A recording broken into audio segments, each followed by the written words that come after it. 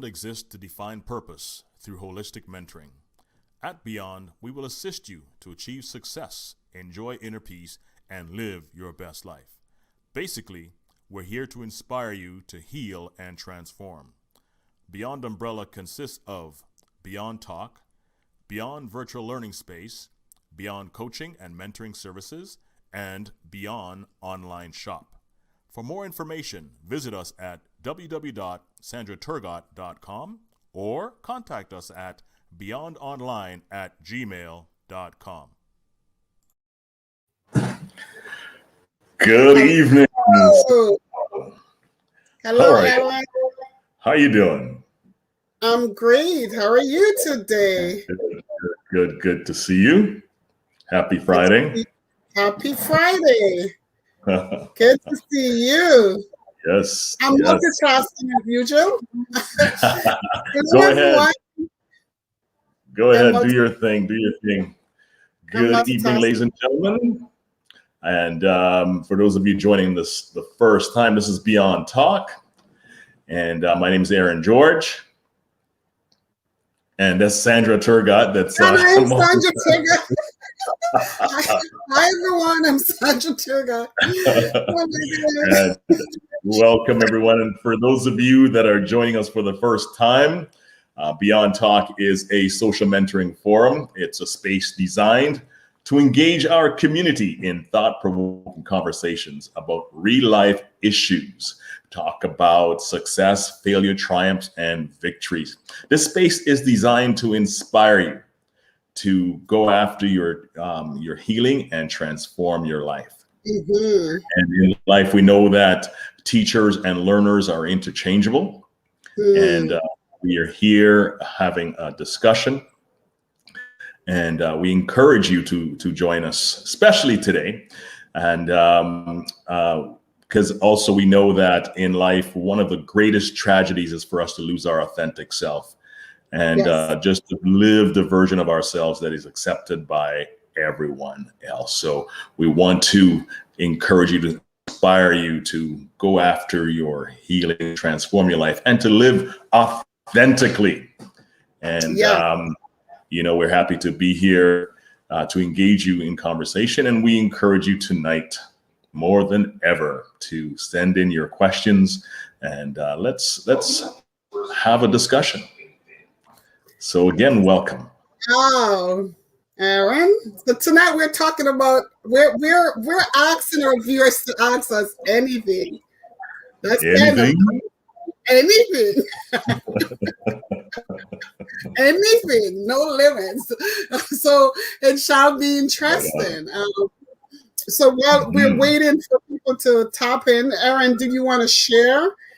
Oh yeah, I forget something, eh? Aaron. Yes. Yeah. So let's start.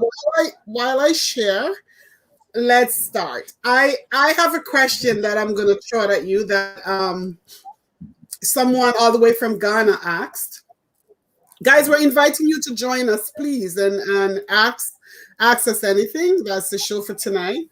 So someone from Ghana asked us, so we're just going to jump right into it. Why not? Right. And she said, so this is for you. This is for you to answer. She said, I'm finding it very difficult to enter another relationship since losing my husband to a car accident. And then she said, what must I do? And this is a Christian lady from Ghana, and she has an organization called Standard Women Ghana. Standard Woman? Standard Women Ghana. Okay, interesting. Mm-hmm. Yeah. Wow. Well, first, I just want to express my condolences for the loss of her husband. I know it can be it definitely is a very a hard time, right? To lose a partner and have to start over. I think it's probably something that an individual would just have to allow time, to prepare them for to get into that a relationship situation, and it's important to take the time and to heal, and to grieve that loss, and being able to take steps to go on and to go forward. And I know it's not easy, it's a very tough situation to be faced with, and I can imagine, just the mind, the mindset that someone would have that's in that situation. And I'm sure it's not an easy one to overcome, but I think once the person gives themselves the time, and maybe even reach out and do some grief counseling, and come to terms with that loss, and that sense of healing, and be able to move forward and share their life with someone else, in the right time. Yeah. That's a good answer. I think she lost her husband a number of years ago, but I guess she's still finding it difficult to move on. I agree with you. You have an echo somewhere in your background, Aaron. But I totally agree with you that given time to heal and probably focusing on what the husband would like for her. He would like her to find love, to find another companion. And pretty would like that. So if she can focus on thinking it's a good thing, it's a good God would want for her, and that or this husband would want for her, then she would find the strength to move on and to invite somebody else into that love space. I would say. No, I think you agree. And I mean, we've never been in that situation, but I think that's a valid point, where your partner's passed on and you're kind of maybe conflicted, as to whether to allow someone else in your life, especially if it was dependent on the relationship, to the nature and the time and all that kind of stuff. I imagine it's not something that maybe is easily, a person who's in that situation can let go and want to move on from, I can imagine the challenge that would create, Yes. Definitely. Aaron, so tell me, I'm off of my screen, so I can't tell if we have any questions. So tell me, does visioning really works? Does it? I know there's a lot of talk about visioning, make a vision board. There's a lot of frenzy about creating a vision board, having a vision board. You should be visioning your life, where you want to be. Does this really work, Aaron? I guess it's works for those that make it work, those that give it the energy, those that give it the time to actually make, like you get out of things what you put into it. I know I have used visualizations a lot in my life. I mean, I've never done a vision board, but I can definitely remember like in my younger days, prior to say 14, 15, having visualizing certain things and having those things come to pass.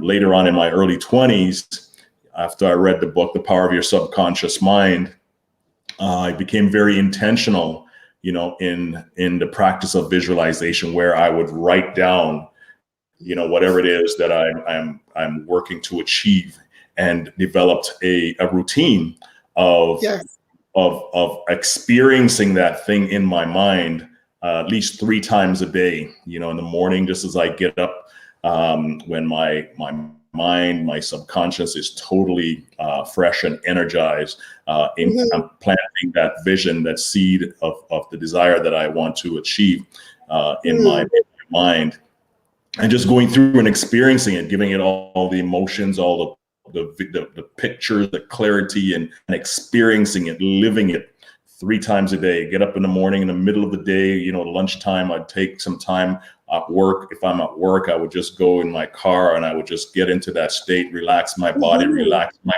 mind, and just project that thing that I desire onto the screen of my mind, and just do that again at night. And there was a period when I did this intentionally for a period of 90 days. And, boom, the thing that I was, focusing on, putting my energy on, definitely came to being, So that was just something that worked for me. I know others, they use a board where when they get up, in the morning, they see it. All right, there, and they're in, it's always in their room or in their walls. They go and they see it, and it works. It works for them. So I think there's different approaches to visualization. The key is making it real as possible, giving it the emotion, right? Because energy, the emotion of energy, is what really moves to make things a reality. If you feel it, it's as if real, and you're planting that desire into your subconscious mind, which it doesn't know the difference between what's real or what's imagined. It just goes based on the energy that you and the clarity, the pictures, the emotions that you give it. And if you do it consistently enough, definitely it goes to bring into reality that which you desire. That is so true. That is so true. Anybody else agree with that? Or are you visioning? Are you doing a vision board, whether that's a physical board, like Aaron said, or whether that's a thought that you have? Because Aaron, like we know, thoughts become things. So the more you think about a thing, it will realize itself in your life. Anybody else doing that? Shout out, let us know. We are having a conversation. Before we go on, we want to do a shout out to some people that just hop on. We have Fortina from Ghana. Hi, Fortina. I hope I said that. Thanks for joining. We have Marva Chisholm from, I think, New York. Hey, Marva. We have Michelle Smith from Texas. We have people from everywhere, Aaron. We're not just Toronto. We're all over the place. Nice. We have Marva Dale watching. I think she's in England. We have Colette watching from Antigua. We have Lumsdale watching from Antigua. We thank you guys for watching. We're happy to have you and all our Toronto fans. Thank you for watching. We appreciate you. But ask us something tonight. Is ask us anything. Nothing is off limits. Ask us anything tonight. Somebody said they totally agree about the vision in peace. So, so Aaron, somebody asked. Somebody sent me this question and said, how does one know if they have found their purpose? What are the signs? Did you answer that, or you want me to? New York City. Hi, Michelle. I said hi to me. How, Aaron, is your cell phone volume off? My cell phone is my cell phone is off.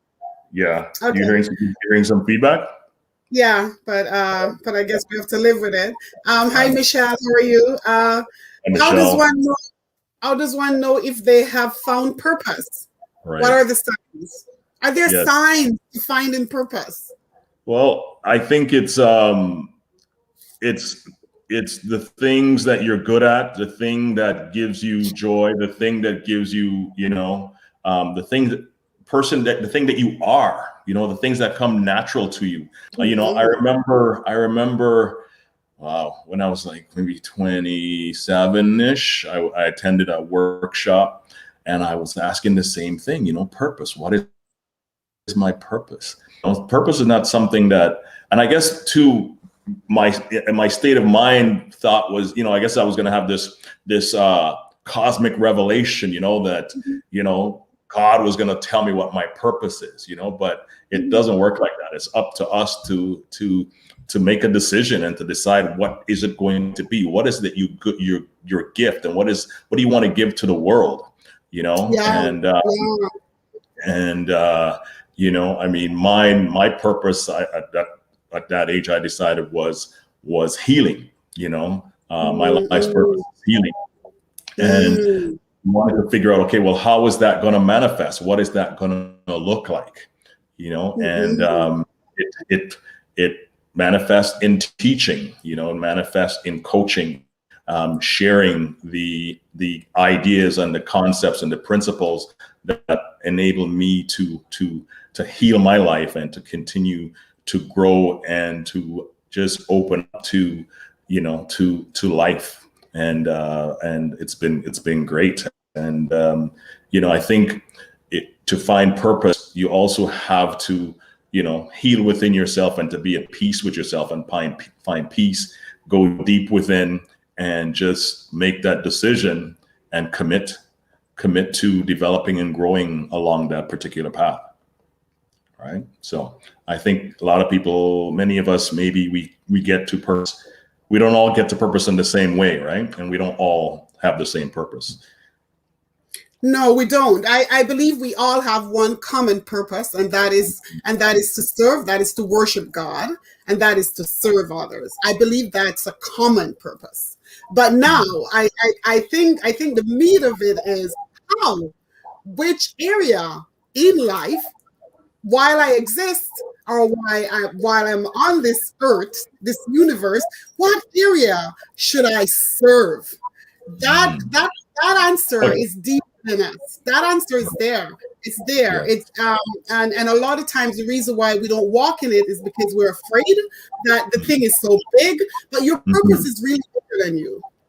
Your purpose is so much bigger than you. You're just carrying it. But it's okay. It's okay that it's bigger than you. It's okay. But because you feel it in your gut, it embodies you. And even somebody's telling you that this is what you're supposed to do, but you're so frightened. But I want to invite us tonight to not be afraid of it. That thing that seems bigger than you, that thing that keeps you awake at night, that thing that you have no idea how to start, how to do. It's already done.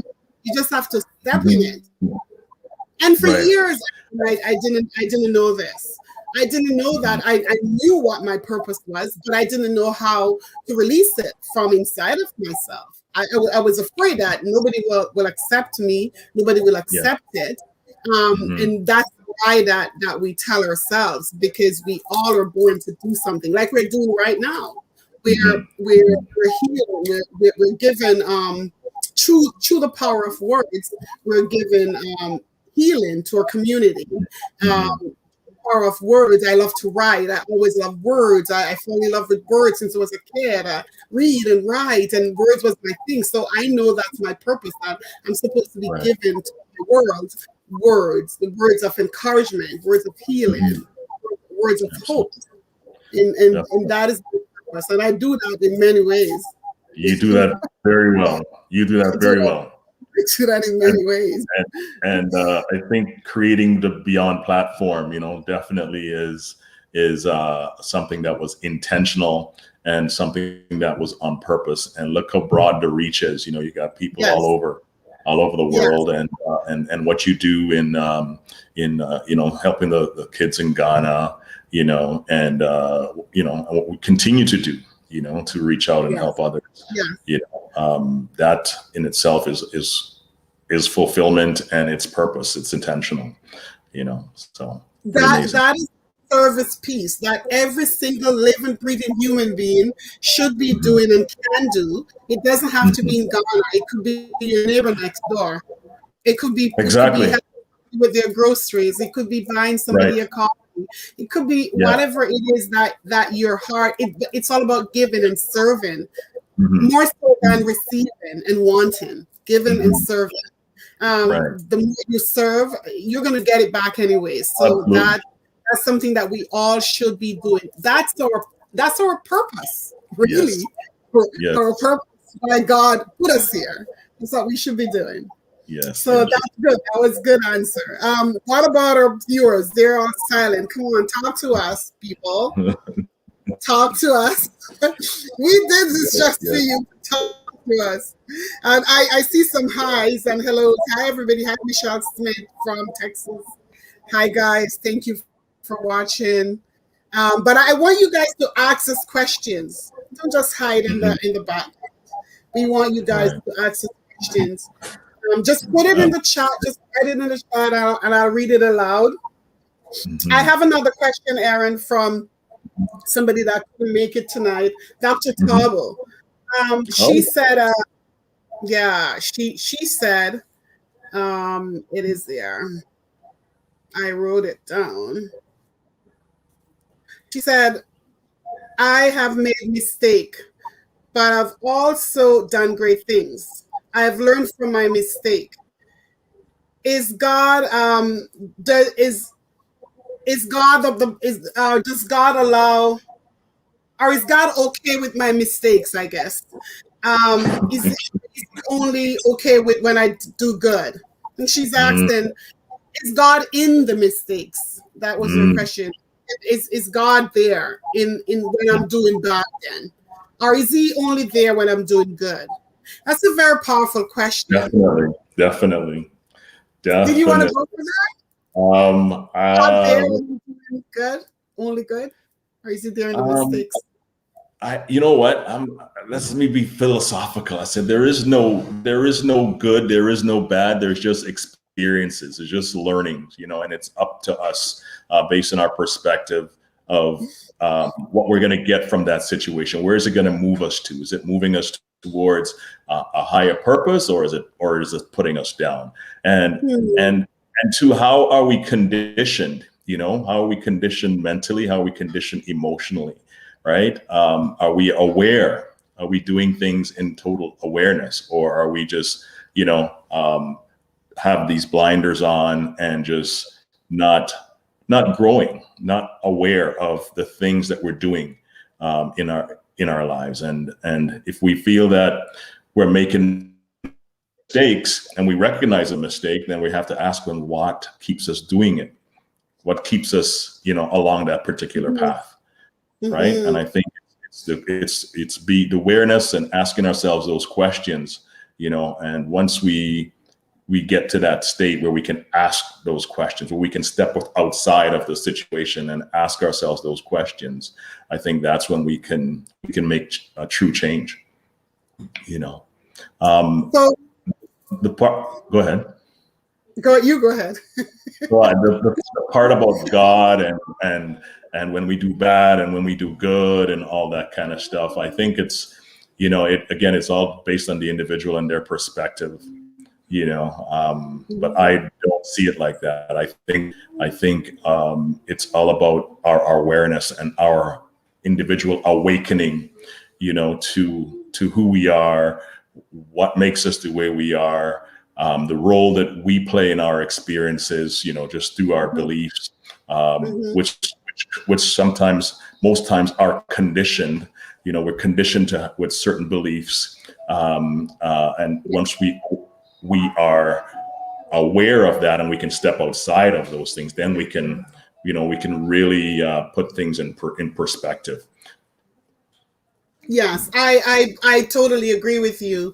I believe the reason why the question was asked that way is because the way we socialize, that we believe that we're socialized, as you say, to believe that if we're not quote unquote good, I don't know what that looks like, then God is not with us. So God is not a part of if we make errors, or God, because God is a good God.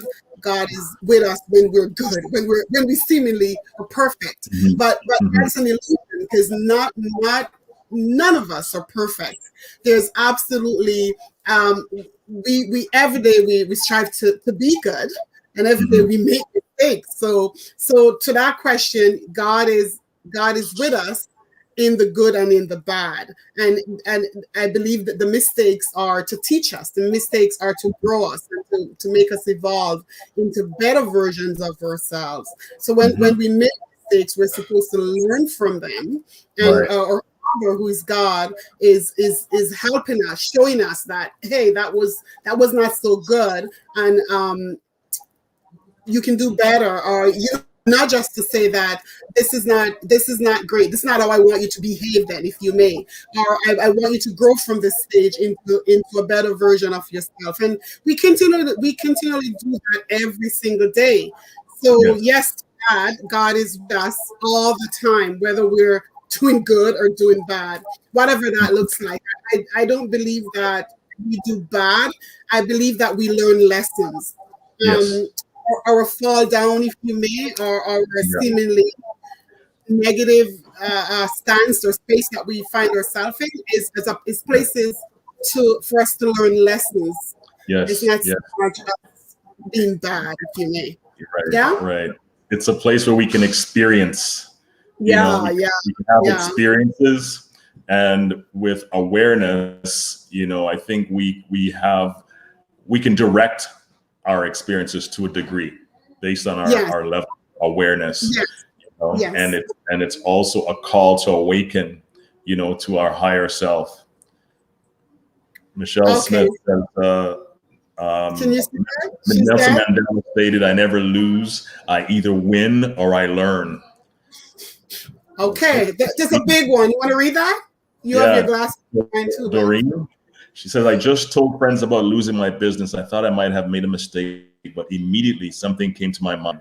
There were 2 sex shops beside me, and I never stopped praying until they moved. I left shortly after. My thought was this: what if my purpose there was to pray that thing out of the neighborhood? I met a few less fortunate people and was able to sow in them. God allows mistakes, but there's always good in the end." Amen. Amen. I like that. Preach it, lady. A matter of fact, she just said she's saying hi to us from Jamaica. From Jamaica. So yes. Lovely Jamaica. My goodness. Yeah, beautiful. Preach it. So, so anybody out there watching us right now have a question? Come on, ask us anything. Aaron, I feel really lonely. These people are watching us and they got no question for us. And Aaron? The questions will come. The question will come. But Aaron, they got no questions for us. But I think though, just again, we're on this journey. And when we start off, we don't really know, that we're on this journey. And as we grow, as we grow in mind and we grow in experience and in spirit, then we awaken to know that there is a part of us, that I'm going to call maybe the higher self, and we're basically wanting to elevate to that higher being, that we are, because we are, multifaceted, maybe we might even want to say multidimensional, and the more we open our mind to the endless possibilities that you are, I think it just can lead to a peaceful and rewarding life. And especially now in this time when there's there's a pandemic, there's a lockdown all over the world, and there's this pandemic that's going on in the world, and so a lot of people are living in fear and are frightened, and stuff like that. But once you know who you are and you can overcome the fear that is in everywhere you're on the radio, on social media, you learn to control your energy, and especially the energy of fear, the emotion of fear, and you rise above that and know that you're a product of your energy, the energy you're putting out into the world. So take charge of your energy and keep your mind positive, keep your mind constructive, and rise above all the negativity and the fear that's going on around you. Don't be a party to that. Stay strong and believe in yourself and rise above it. So I think it's very important now, very critical now that people, go within, connect with themselves, heal, heal from broken relationships, disappointments in life, and give up those pain and replace it, with the knowledge of who you are, and be strong in who you are, and know that you can overcome any situation that you put your mind and your spirit to. So Doreen says, Doreen says, what do you do when someone loses a loved one, but the same person watched you suffer alone when your loved one passed? When someone loses a loved one, but the same person watched you suffer alone when your loved one passed. Aaron, I think, okay, go ahead. Go ahead. What do you think? Did you want me to go answer that? Go ahead. Yes, go ahead. Well, the first thing that popped in my mind is that the person may be also grieving, and they don't know how to relate, because grief sometimes cripple us and cripple us in emotionally, psychologically. So that person don't know how to relate to your grief, if you may. So probably they don't mean.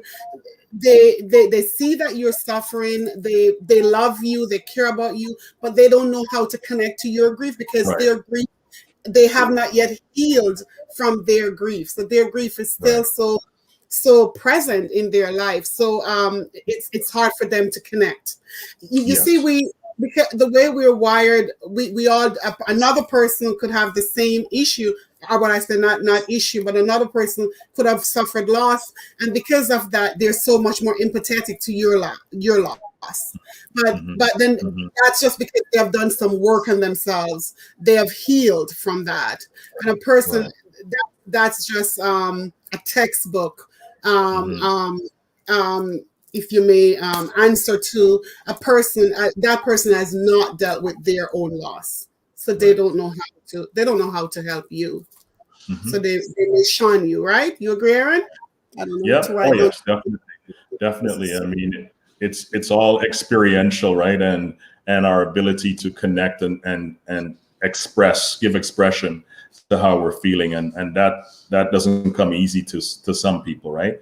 They require some more, I guess, confidence or assurity, to be able to speak about how they're feeling, Yes.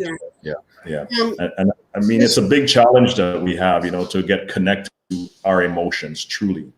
I think it requires a lot of work, especially if you've lived a life where you've been disconnected from how you truly feel and your true emotions, right? It happens where we're conditioned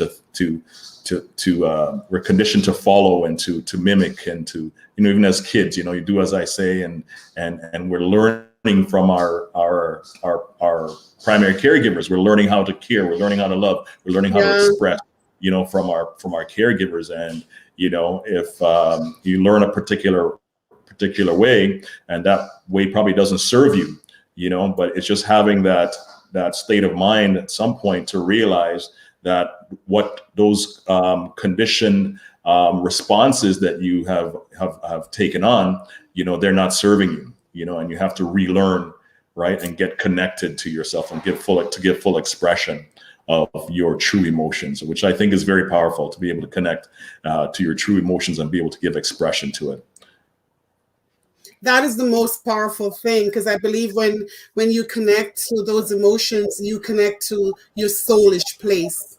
So it's very, and if you're not connected, I do a program in the schools called Families in Schools Together. And one of the things that we teach boys and girls to do is to identify emotions. And it's amazing. And we get the parents to identify emotions. So you understand a lot of adults don't even know how to identify emotions. So they will even look at a face that their child may be making, and they say, "Why are you angry?" But the child may be just frustrated, or maybe just tired. So a lot of parents would say, "But I can't read him or her.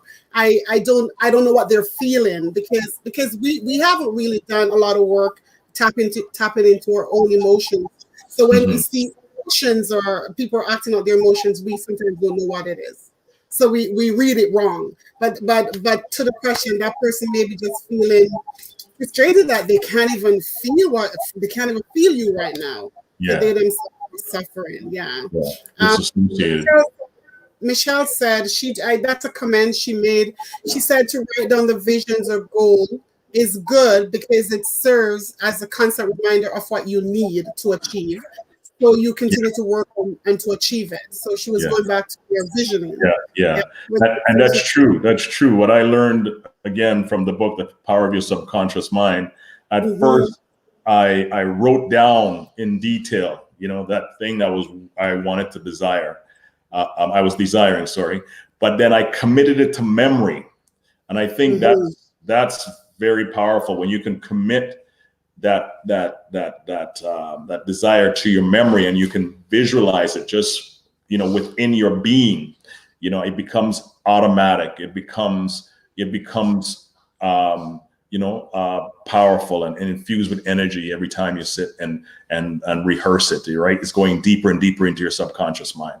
So it's like you have to own it. You have to make it your own. Get those words out of paper and just own it in your entire being and feel it and experience it. And that's where the power is. Yes, so true. Augustine just made a comment. Do you want to go for that, Aaron? Can you say? Says, hello. I'm really glad, Aaron and Sandra, for the wonderful work you are doing, and I stand in behalf of our organization, Akompa Foundation, Ghana, and all kinds in the families here in Ghana, for blessing us and showing love to us here in Ghana. We are so grateful. Yeah, we love Ghana. Yay for Ghana. We love Ghana. You know how I feel about Ghana. I don't know, man. I just feel like everything about me is there. Extend grace, Michelle said. Michelle said extend grace. They just lost a person, Miss Doreen said. Okay. So that person just lost someone. So Miss Doreen, that's why it's hard. Arlette said everyone grieves differently. There's no textbook way about how one should grieve. Some people expect loss after a long time. So some people are still probably grieving after a long time. Illness and some have sudden loss. It is different for everyone. Yes. You were saying some people maybe that loss come after a long illness, right. So you watch that person suffer, and sometimes these are sudden loss. So it just everybody grieves differently. Yeah, it just pop up on the screen. So I read that already. Yeah, okay, good. That was a great question. Send the questions, and we wanna. But in the meantime, we're getting our viewers to ask us some questions. I have one from another person that sent me WhatsApp earlier. She said, what is religion? What is spirituality? Is there a difference? Aaron, you go for that. I know you were talking to that. Wow. Because you think I'm so religious. Go ahead. What a question. What a question. It's a good question. Yeah, it's a very good question. And I think we individuals, should do their own research and, answer that question. I think we have to step outside of it, look at religion, look at spirituality, and look at, how these things came to being, study it, see what it's all about. And then, you make a decision based on that. That's my perspective. I mean, I grew up as a Catholic, and my parents put me there. My grandparents were there, and and we can go back and tell them and to see the origin of it, how we became that way, and what and where we were before that, right? So individuals have to look at things historically and find what resonates with them and what's true for them, because spirituality is spirituality. Spirit is, to me, it's nature. It's we're spiritual beings. Religion, on the other hand, some people can say is a construct, something constructed, but what does that mean? I think individuals have to be able to look at that and define that objectively, and it's a challenge for people to look at religion and spirituality objectively, and it's because of how we've been conditioned, how we've been, our mind has been developed around those things, but it's okay to ask questions. It's okay to research and to find answers, because for maybe centuries within certain religions, people were not allowed to ask questions. They were not allowed to read other books. They were only, had to subscribe to only the teachings of a particular thing. But, personally, I've learned not to subscribe to that way of thinking, because who I am is greater than something that that a person has created. But that's me. But I think individuals have to do their own research, and come to their own conclusions, and because there's no right or wrong. It's what you're comfortable with, and I'm in no place to tell somebody that this is what their belief is wrong and mine is right. And we see that a lot today in certain faiths, where they feel that their way is the right way and that way is not the right way, and that is, that causes conflict, that causes wars. There's been so many wars fought on this world in the name of religion, and if you ask me, if it's something that's so good and everybody's wanting to get to this place, but yet, we can't live peacefully here among each other, and we kill each other in the name of religion, then what good is that? So personally, as a person of Afro, you preach about it, brother. A person of Afro, I think you like that subject. As a person, as a person, a melanated person, our history has been interrupted. We were a people of nature. We venerated nature, and there's so much more that I don't even know and I can't even speak about. But just a little bit that I know from history, it tells me that I shouldn't live in a box. There's more to me than a box, living in a box and having certain rules to live by. There are rules, there are maybe conduct processes in the spiritual world, but because of the disconnection that happened thousands of years ago from with in the culture, and I talk about African culture, indigenous culture all around the world, the interruption that happened during the what do you call it,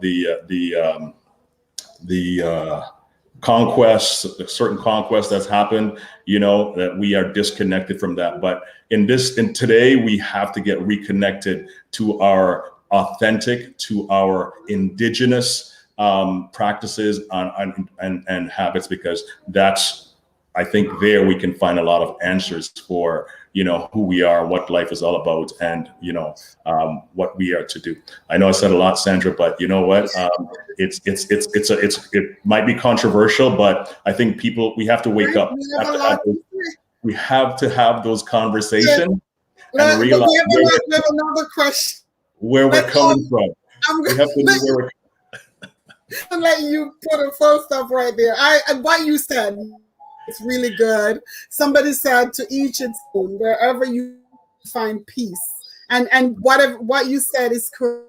Is organized set of organized beliefs is really connection with your creator, with God, with the higher being, whatever you call. I say God, but that's your spirituality. That is your connection, and in that you find peace. And in that, your spirituality connects your soul to that God, to my God. I say God. I don't make any apologies for that. But I get you. I totally get you where you're coming from. Now, our next question is, how do I get rid of negative thoughts? And that's coming from Colette in Antigua. How do I get rid of negative talks or negative thoughts? I'm sorry, thoughts. Right. Wow. That's a very good question. I think it's part of our journey. It was definitely part of my journey. And just in my readings, I found out that 75% of the thoughts that go through our mind is negative, and most of those thoughts are towards ourselves. So there's all kinds of questions we can ask. What is the cause of that? But I think the biggest thing is becoming aware of the thoughts that occupy your mind. And if a negative thought comes into your mind, you can just replace it. Just being intentional, replace it with a positive thought. They say sometimes you might have to repeat, something 8 times, or 20 times or whatever, just to negate that negative thought, right? So just thought replacement, and just being intentional and just creating a new habit and allowing your mind to dwell on positive. There are times when you're faced with a situation and automatically, the negative result comes to your mind, so becoming intentional and focusing on positive outcome, positive experience. You're right. Self-talk. I like to say, the way I do it, when I was really practicing to change my mindset on how I think about myself and to get rid to eradicate the negativity out of my system.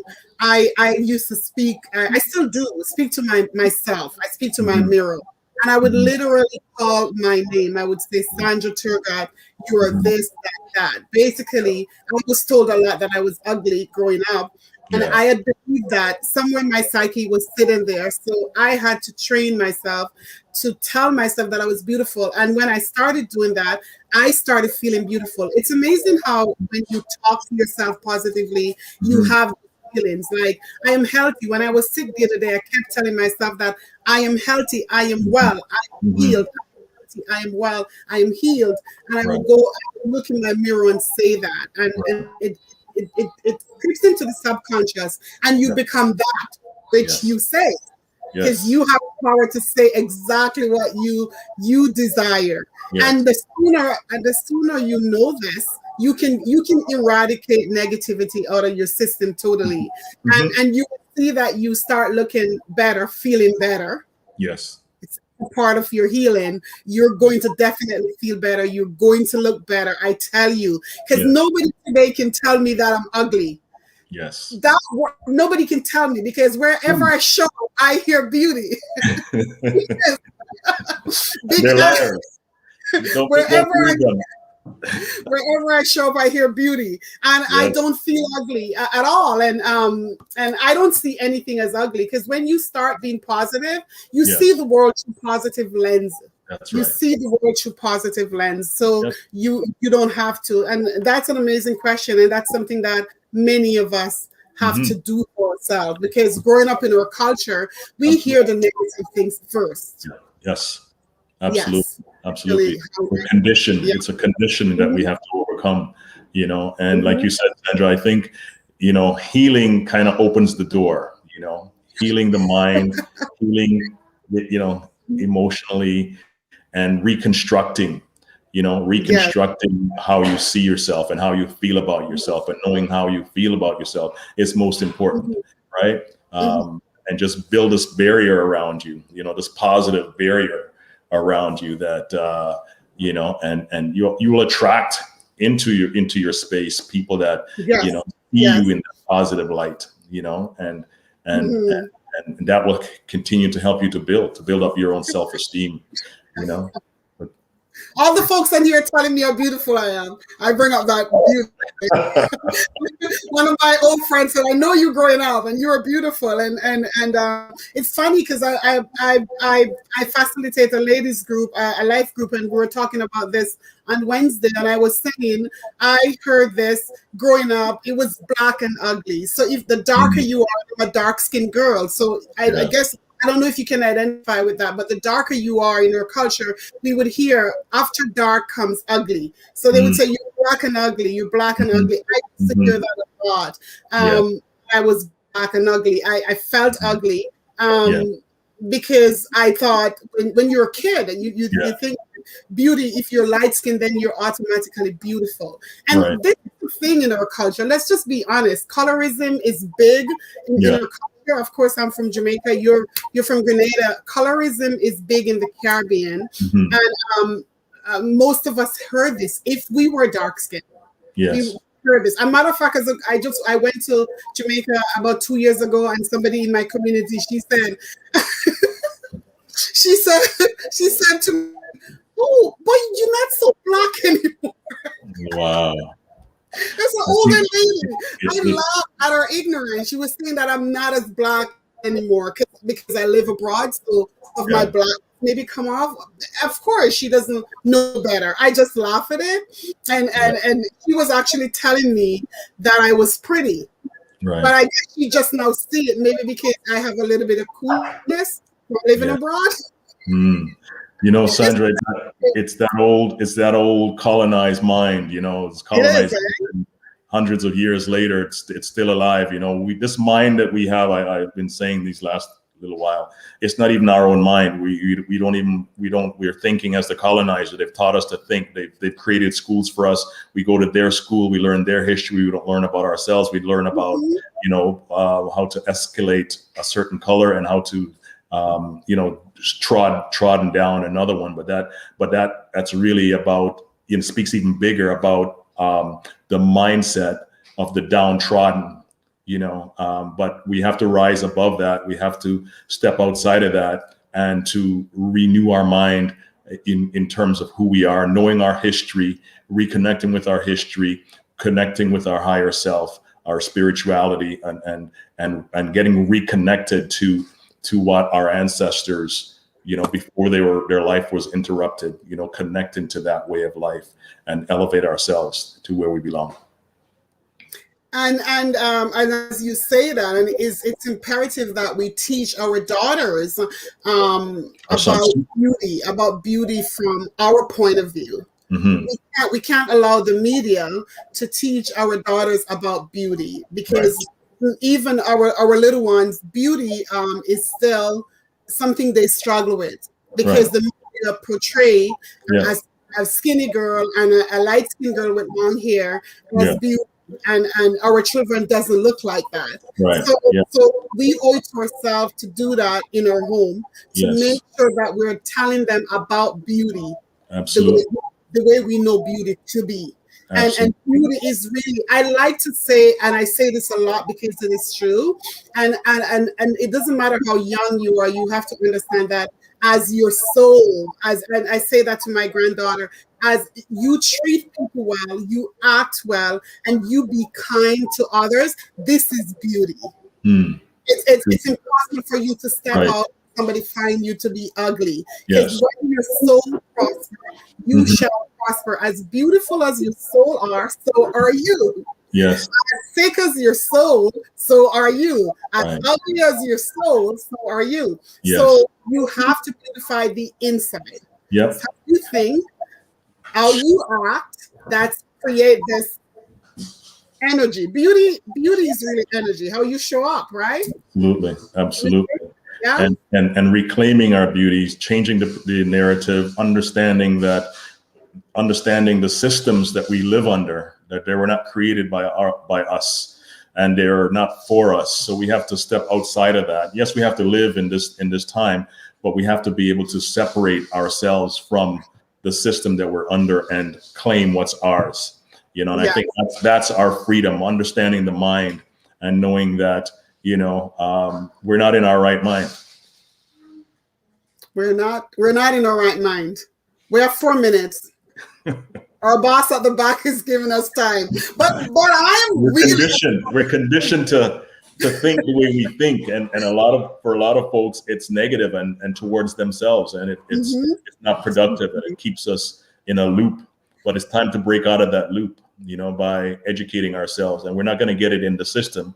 We have to go back and connect, with the ancestral history, to our roots, knowledge. Because to our own beauty. Yes, daughters of the soil. That's where our answers are. Sons of the soil to who we really are. Yeah. We're not a color. We're much more than a color.